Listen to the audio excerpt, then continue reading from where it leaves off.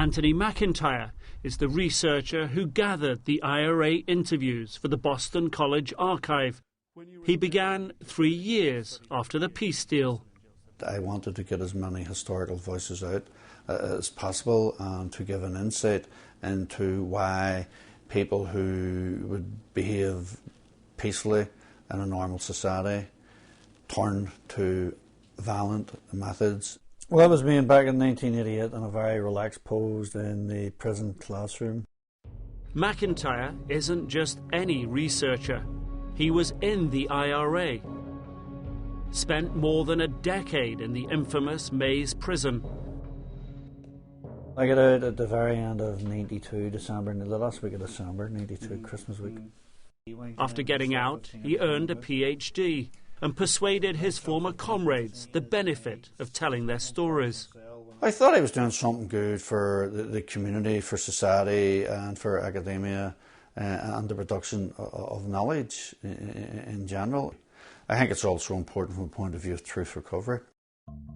The agreement McIntyre made with his former IRA pals and Boston College, their interviews would be held until they were dead, because the IRA demands a vow of secrecy on pain of death.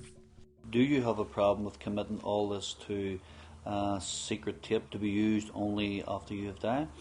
I don't have a problem with that. If I did have a problem with that, I wouldn't be sitting here talking into a microphone. This is the audio recording of McIntyre's interview with his former IRA cellmate Brendan Hughes. Hughes died in 2008, which is why his secret interview can be heard. A lot of the stuff that I'm saying here, I'm saying it in trust because I have a trust in you. I mean, I have never, ever, ever admitted to being a member of the IRA. Never. I've just done it here. Hughes was the IRA commander in Jean McConville's neighbourhood the night she was abducted. He says he knows who was responsible for her killing. I knew she was being executed. I knew that. I didn't know she was going to be buried, right, or disappeared, as they call them now.